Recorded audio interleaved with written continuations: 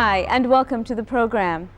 This week, we focus on political concepts such as the role of the opposition and the nuanced relationship between leadership, power, and democracy.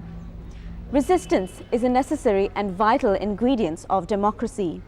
This is an opinion you will hear later on in the program, but it is also at the crux of our first story this week, where Malaysian opposition leader Anwar Ibrahim delivers the 12th Dudley Senanayake Memorial Lecture, emphasizing rule of law, the independence of the judiciary, and the critical role of the opposition in safeguarding these institutions.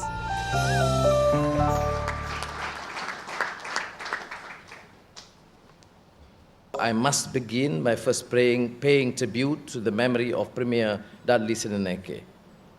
I can do no better than to laud his political ideals, ideals which still resonate with us, indeed with anyone who believes in freedom and democracy. Let me begin with a doctrine that regards three central values as being foundational for a liberal democracy. And these are liberty, social pluralism, and political constitutionalism. These values, as we know, are also central to liberalism. But in the context of the discourse on democracy, our concern lies more with fundamental freedoms and the practice of constitutional government.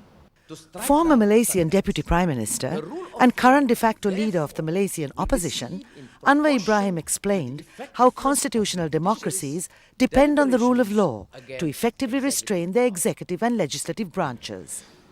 For it means that the courts can see to it that power of officials and official bodies of persons entrusted with government are not exceeded and are not abused, and that the rights of citizens are determined in accordance with the law enacted and unenacted. There would appear to be as much less a definition than an indictment against executive abuse.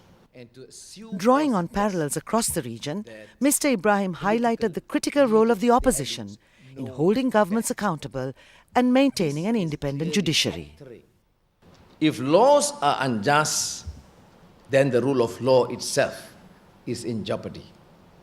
The rule of law, therefore, means the exercise of publicly justifiable power. Herein lies a pivotal role of the opposition in a liberal democracy. As absolute power corrupts absolutely, the arrogance of power, left unchecked, renders these agencies absolutely impermeable to public opinion and criticism. Once again, the role of opposition, as the conscience of the people in this regard, is of paramount importance if democracy is to mean anything. Now, coming from your experience in Sri Lanka and with the Malaysian experience against militant communist activities, in no way should we be seen or perceived to be soft on the perpetrators or against the perpetrators of violence or those who want to sow discord and disorder.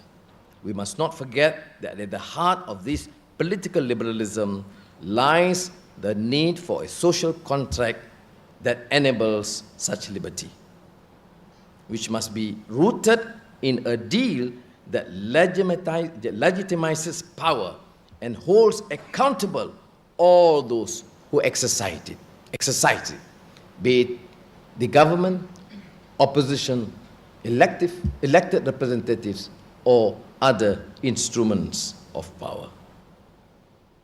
The opposition must demand transparency in all government actions and dealings and apply it to themselves. Leave no stone unturned in its quest for a fair and free media, and constantly guard against the rise of despotism and tyranny.